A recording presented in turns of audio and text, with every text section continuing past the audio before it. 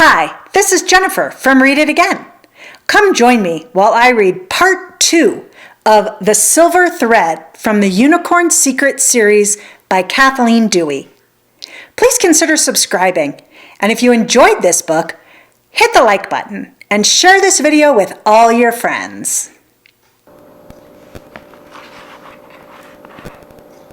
The sound of the unicorn's hooves on the bridge planks made Hart uneasy. The night around them seemed too quiet. At least there were no houses at this end of Crosswater Street. As they came off the bridge onto the cobblestones, Hart pushed gently at Avamir's neck, guiding her to the side of the street. In the gutter, mud and leaves muffled their hoofbeats. They passed Market Square. Hart barely breathed as they went. There was no stirring of wind, no rain or distant thunder. Nothing to cover the sound of their passing. Moonsilver was unsteady. They passed the last of the shops across from Market Square. Avamir walked slower and slower because Moonsilver did. "Please, just keep going," Hart whispered to him as they passed the first of the houses. The windows were all dark. The second and third houses were dark as well. So was the fourth. The fifth and sixth houses were silent and lifeless. But inside the seventh, the dog began to bark. Hart tried to go a little faster. It was impossible. Moonsilver was tottering, barely able to walk. The barking got louder. The colt suddenly staggered and fell forward, crashing onto his knees.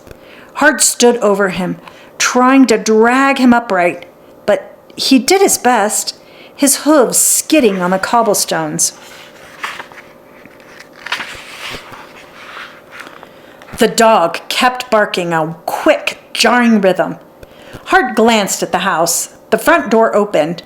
The flicker of a candle lantern shone dimly. "Is someone there?" a voice from inside the house asked. "I can't see anything." The answer came from the doorway. A sudden sharp bark near Hart's feet made her spin around. "Hush!" She hissed at the pup. "Hush!" But the puppy yapped again. "It's just some stray dog," the doorway voice announced. There were footsteps. Then the amber glow of the candle lantern disappeared. Hart heard the door close. Kip stopped barking and stood close to her leg. Hart touched his head gently. Then she tried once more to help Moonsilver up. This time, he made it. Shaking with effort and fear, Hart steadied the colt as they went on. She glanced back. The puppy was trotting off to one side, stopping to sniff at the cobblestones. His patchy colors made him look like a small cluster of moving shadows in the falling moonlight. When Hart looked again, he was gone. Tarrant Bridge arched over its creek. On the far side, the cobblestones were older, rougher. Hart tried not to scrape her bare toes. They made the turn at the end of Crosswater Street. Heading south on River Road was easier. The soft dust gave them firmer footing, and Moonsilver could go a little faster. Hart looked up. The moon was setting, and the sun would rise soon.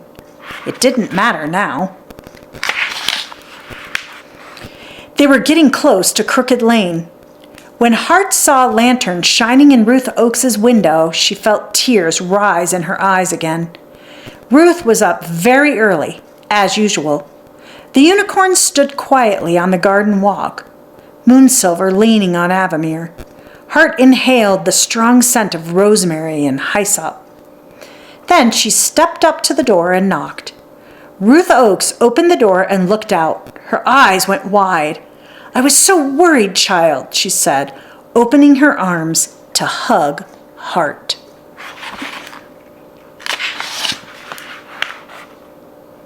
"A hunter shot the colt," Hart began. The breathless story came rushing out. Ruth listened, then raised one hand. "Let's put the mare in the old pasture and—" "No," Hart interrupted. "No one can see them." "Dunraven's men have long gone," Ruth said calmly. "There's no reason to—" But before she could finish, Hart stood aside. The lantern light spilled out the door onto Moonsilver and Avamir. Moonsilver's horn gleamed in the amber glow. Ruth pulled in a sudden breath. Oh my! She covered her mouth with one hand. Then the mare's scar. Oh my! Hart stood still, waiting. Ruth Oakes motioned. Let's bring them both inside then. Hart nodded, grateful for Ruth Oakes' calmness, for her steadiness. In a half an hour, the healer had them all settled. A storage room became an open stall for Avamere. The mare stood looking at her colt as Hart told Ruth Oakes everything that had happened. Moonsilver was lying in front of the hearth as they talked. Ruth had put herbs and a clean bandage on his wound. He was sound asleep. It was such a heavy, deep sleep that it scared Hart. Will he be all right? Ruth arched her brows. Why don't you wash your face and sleep a few hours before you start to worry about... Will he? Hart interrupted. Ruth sighed. I don't know. Hart felt her stomach tighten. Is it poison? Ruth shrugged. I used the spikenard in case. The hunter thought Moonsilver was a white deer. I heard him say it, Hart told her. Ruth Oakes nodded. Then he wouldn't care if the meat was spoiled. He just wanted to prove what he'd seen. Hart winced. I had the same thought. Ruth nodded. She put another log on the fire, then she wiped her hands on her apron. When she spoke again, her voice was soft. The legends say unicorns can heal with their horns, and... Avamere stamped a forehoof, and Ruth turned to face her. Hart turned too. Avamere had no horn now, only the wide, leathery scar. Hart looked at Moonsilver again. The colt lay so still. His ribs rose and fell a little with his breathing. Hart glanced at Avamere. The mare's eyes seemed full of sadness. Ruth seemed to have the same thought. It's hurting her not to be able to help. I love them, Hart said without meaning to. Ruth Oakes smiled. Clearly, and they love you. She straightened her apron. Unicorns! Her voice was full of wonder. I always hoped the stories were true. A sharp bark outside the door made Hart look up. Is this someone else you know? Ruth asked, smiling. Hart nodded slowly, explaining about the puppy. Ruth rose and went to the door. The puppy came in slowly, his head low, his tail tucked. Then he saw Hart and bounded into her arms. In the lantern light, she could see his eyes more clearly. The blue one was summer sky blue. I thought Kip stopped following us, Hart told Ruth. She told her how the puppy had saved them by barking. Ruth nodded. Kip? The puppy looked up. Ruth met Hart's eyes. If you've named him, he's yours. Hart shook her head. I can't take care of him. I can't take care of anyone. She covered her mouth with one hand, fighting tears. You already have, Ruth said firmly. Without another word, she brought blankets and made a pallet beside Moonsilver. Hart managed to wash her face and hands. Then she lay down. Kip curled up against her back. Hart closed her eyes, and sleep came almost instantly. For once, she didn't dream. She woke by noon. That first day was terrible. Moonsilver barely stirred. When he did, his eyes were clouded. He would not eat. Kip whined and circled the room. Avamere stood uneasily in the storeroom doorway, staring at her colt. Ruth cleaned the wound twice, sealing it with meadowsweet salve after each washing. She steeped a pot of feverfew tea. Then she added a dark powder Hart had never seen before. Cohosh and spikenard in equal parts, Ruth said when she noticed Hart was watching. Moonsilver drank a little of the mixture, then closed his eyes and sank back into sleep. Hart watched, wishing she could stay forever in this sunny house. The day went by very slowly. Moonsilver slept most of the time. When he woke for a few minutes in the afternoon, he would not eat. He drank a little more of the tea. Hart sat beside him. Avamere stood close all day watching her colt. Ruth Oakes gave Kip a bone to chew. He nodded and carried it around, then he settled into a nap. On the third morning, Hart woke early. Ruth was sleeping, so were the unicorns. Hart slipped outside. Kip wanted to follow, but she shut him in. In the cover of the morning fog, she ran down to the river to cut grass. Going each way, she passed just within sight of Simon's house. It looked smaller and sadder than ever. In the evening, once it was almost dark, Hart took Avamere out for a gallop. Waiting for the mare to canter back to her, Hart was swept with sadness. Everything felt so familiar. It felt safe, even though she knew it wasn't. She wanted to learn about herbs and healing from Ruth Oakes like she had before. She wanted to stay in Ash Grove, and she knew she couldn't. On the fourth morning, Moonsilver untangled his long legs and stood up. Hart ran outside to bring in a bundle of grass she'd cut by the river. The colt ate eagerly. Ruth Oakes smiled. "He's past it now." Hart looked at her. "Was it poison?" Ruth nodded. "The hunter chose an arrow to make sure he died. Good shot or bad." "I want to stay here," Hart said quietly. "You could," Ruth Oakes said, "but they cannot." She gestured at Avamere and Moonsilver. Hart nodded. "So as soon as Moonsilver is strong, we'll leave." "Back to the cave you told me about?" Ruth Oakes asked. Hart shrugged. "We'll be safe there." Ruth Oakes leaned toward her and touched her cheek. "I will bring you whatever you need. We'll meet on the road." Hart found herself grinning. "You would do that?" Ruth laughed. "That and more." "You will have to be very careful," Hart said quietly. Ruth nodded. "Indeed, we both will." She stretched. "I'll be gone when you get up tomorrow. I'll be home around noontime." "Is someone sick?" Hart asked. Ruth nodded. "A sweet old woman. I should have gone yesterday." Hart nodded. "I want to give you something before you go," Ruth said. She reached into her apron pocket and took out a tiny silk pouch. "My grandmother gave me this." Hart opened the pouch. Inside was a silvery thread coiled into a circle. "My grandmother gave it to me when I was your age. She said it was magic, that it would protect me." Hart touched the shining thread. It felt warm. Ruth smiled. "Now it can protect you." "Thank you," Hart said, then hugged Ruth Oakes. The old woman smiled again. "Now sleep, child." Hart nodded. She was tired. She straightened out her blankets and settled in for the night. In her dreams, she was running as always, but she wasn't as afraid this time. She ran faster, so fast that the rocky ground blurred beneath her feet. The next morning, Hart woke early as always. Ruth had already left. The house felt empty without her in it.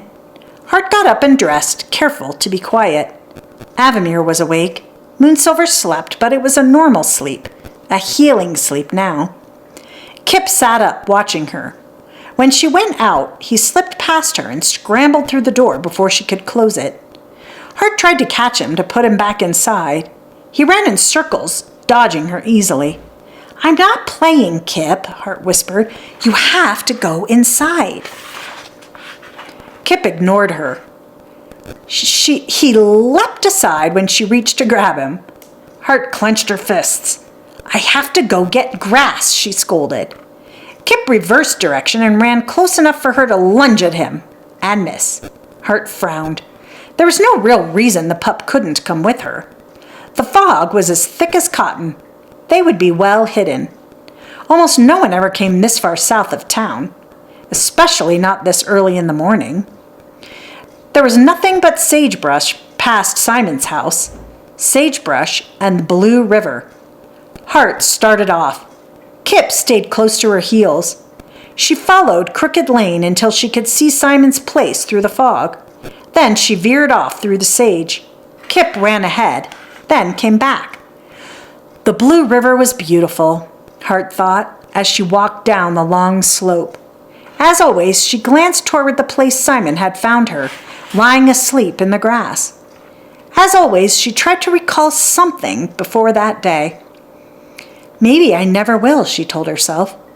The thought didn't upset her as much as usual. She wasn't sure why, but she was grateful. Hart set about her work. The fog made her shiver, but she was glad it was so thick this morning. Kip splashed in the shallows. He chased a rabbit, then came back. "Come, Kip," Hart called once she had the grass bundled. The pup stopped playing and ran toward her. They started back. Hart stayed well away from Simon's house, angling northward across Crooked Lane. When she stepped out of the sagebrush onto the road, she sighed in relief. Her feet were sore from walking. "Girl, is that you?" Simon's rasping voice startled Hart so badly that she dropped the bundle of grass. "Where have you been?" Hart opened her mouth to say something, but no words came out. "Where are the horses?" he demanded. "Did you put them back into the old pen?" "They aren't here," Hart said. Simon spat into the sagebrush.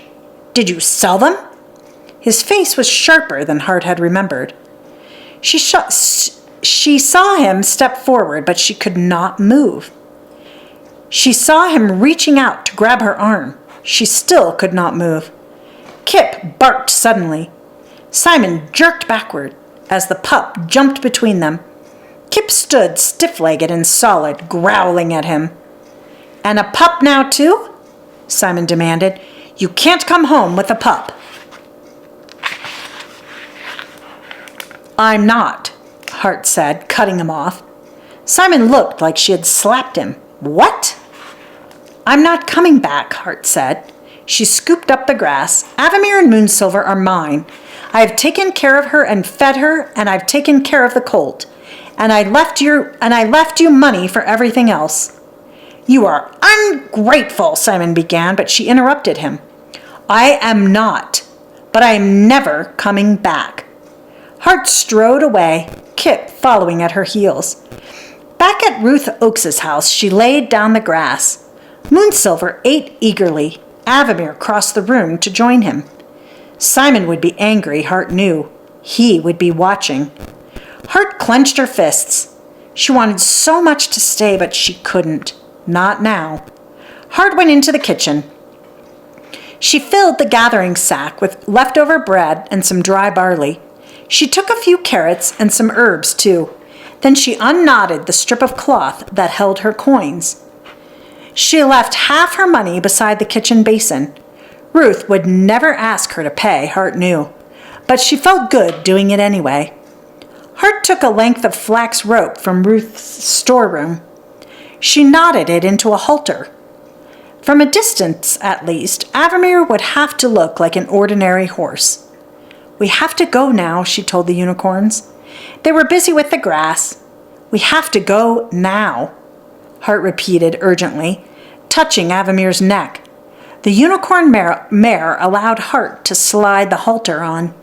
She lifted her head and looked into Hart's eyes. Then she turned and nuzzled Moonsilver. Together, they left Ruth Oakes's house. Kip stayed close to Hart's heels. Moonsilver limped, but he walked with his head high.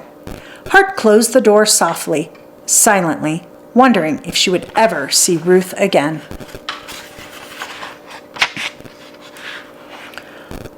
Hart was afraid to go through town, but she was more afraid to try to swim the unicorns across the Blue River. "Stay close, Kip," she said as they turned off the river road and started down Crosswater Street. The fog was thick. It was as if the town had disappeared. Hart could hear a cow mooing in someone's pens, ready to be milked. The sounds seemed muffled and far away. Even the clopping of the unicorn's hooves on the cobblestones seemed softer in the fog. Wagon wheels grinding on the stones warned Hart in time to push Moonsilver behind his mother. Then she walked close to Avamere's head, holding the rope as though she was leading the mare. The cart driver barely glanced at them. Hart swallowed hard. There were going to be more wagons, but what choice did she have? She had to leave before Simon managed to see Moonsilver's horn.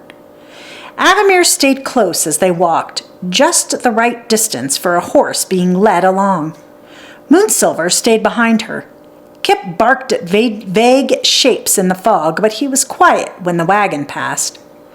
Good Kip, Hart praised him, glad that the pup knew better than to startle cart horses.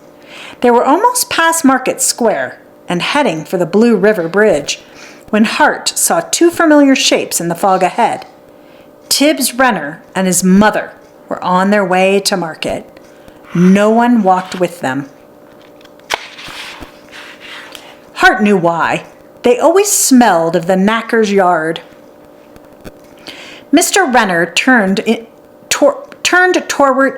Renner turned toward Market Square without seeing Hart, but Tibbs stared. Hart felt her stomach tighten. She glanced over her shoulder. Moonsilver was staying close to Avamere's flank. Tibbs couldn't have seen him. As Hart watched, he walked on with his mother. He'd wait for a chance to say something mean to her at market, she was sure. But I won't be there, Hart whispered, watching the fog swallow him and his mother. Hart gripped the rope and walked faster. Her feet were cold and sore. The cobblestones grated at her skin. When they finally reached the Blue River Bridge, Hart pulled in a long breath. They were going to make it, and they were in luck. The bridge was empty. If they hurried, they wouldn't have to pass too close to a wagon heading to market. The fog had wet the planks as though it had rained. Hart slipped once and steadied herself against Avamere. Kip stayed close, trotting carefully. Hart saw him looking downward through the cracks between the planks at the water below. Stepping off the bridge, Hart listened. There was no sound of hooves or wagon wheels. Halt! The man's voice seemed to come out of nowhere. Hart spun around, trying to spot him. Stop where you are, the voice ordered. The man stepped close enough for Hart to see him. She didn't know his face, but she knew who he was, or what he was anyway. He wore the gray shirt that all of Tin Blackaby's hired men wore. Where'd you get these horses? Hart glanced back at Avamere. She had positioned herself between the man and Moonsilver. He could not see the colt. I found the mare in the forest, she said, telling the truth. We have someone here who says different, the man said. It was only then that Hart saw Simon standing off to one side. The old man was sweating, breathing hard. He must have run all the way from his house, straight across the fields to Tin Blackaby's house. Hart glanced around. The horses are mine, of course, Simon was saying. I bought the mare from a gypsy. I took this child in, everyone knows that. Tin Blackaby's man nodded. You are free to go if you like, he said, but the horses are Simon's property. He complained of the theft weeks ago. The man stepped closer. He reached out so quickly that Hart could not react. He caught her arm. Hart stared at Simon. He looked angry. At what? She had been grateful to him for taking care of her, for teaching her how to cook, how to gather barley. She had worked so hard in his house. I'll buy the horses from you, Simon, she said aloud. She stepped toward him, then glanced back. Moonsilver was still hidden behind Avamere. Only his legs and hooves showed. Tin Blackaby's man laughed again. Buy? With what? Hart pulled her arm free and reached into her carry sack. She untied the cloth and took out some coins. Where'd you steal that? The man asked. Hart looked at Simon. He knew very well she had worked for the coins. She had taken a share of the money. He had taken a share of the money Ruth had paid her. She pressed her lips together. She didn't want to give Tin Blackaby's man any reason to watch Ruth Oakes. The sound of boot heels on the bridge behind her made Hart look up.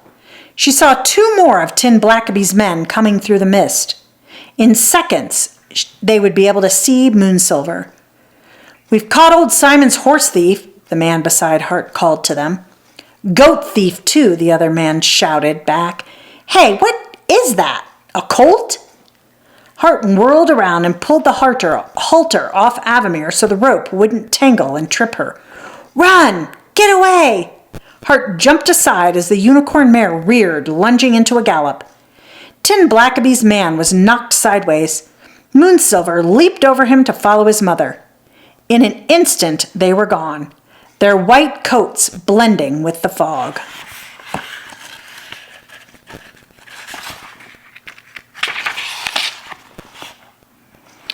Get that girl, the fallen man shouted. Kip barked sharply as Hart began to run. She heard him snarling and glancing back.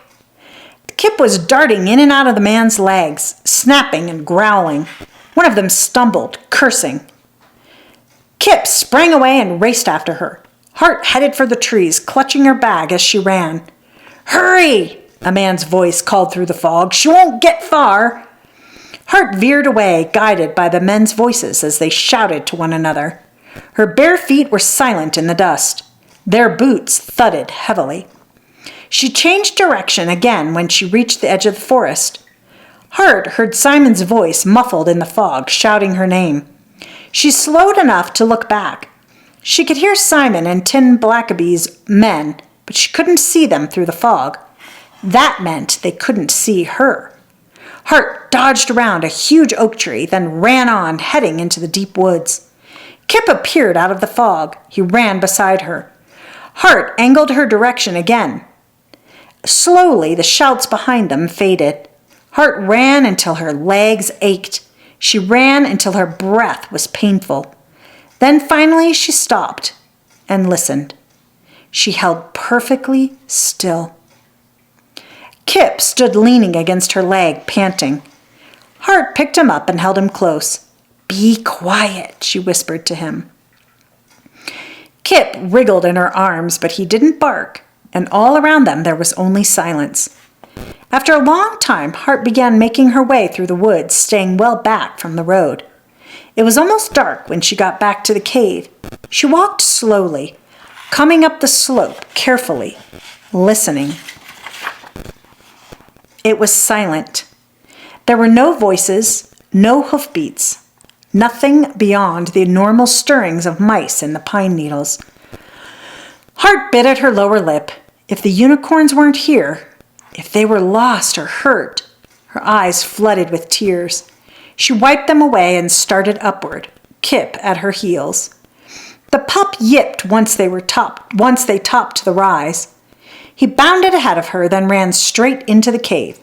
Hart listened to be sure nothing had moved into the cave during her absence. Then she followed Kip inside. If the unicorns weren't here tonight, she told herself, they would be in the morning. If nothing happened, Hart whispered, and her eyes filled with tears again. Kip barked sharply. Hush! Hart scolded, setting down her sack. She felt her way along the cave wall for the place where she had hidden her supplies. Fumbling through the little pile, she finally found a candle stub. Then she patted the sandy floor until she found a few wisps of dried grass. She twisted them together. The spark from her striker caught the grass on fire. As the little flame came to life, Hart stood up straight. Kip yipped again. Hart turned to shush him. Then she caught her breath and stared. Avamere was standing near the back wall of the cave. Beside her, Moonsilver lay sleeping peacefully. Hart ran to hug the mare's neck. Avamere lowered her head, and Hart felt her warm breath on her cheek. Hart felt an odd lightness inside herself. It took her a long moment to realize what it was. She didn't know where she would get more food now that she couldn't go back to Ash Grove. Blackaby's men would be searching the woods, and she didn't want to endanger Ruth. She wasn't sure where they could go or what they could do. She knew only one thing. For the first time in her life, she wasn't lonely. Just before Hart fell asleep, she put her hand into her pocket. She touched the little silk pouch that held Ruth Oakes's silver thread. Maybe it could protect her. Maybe it already had.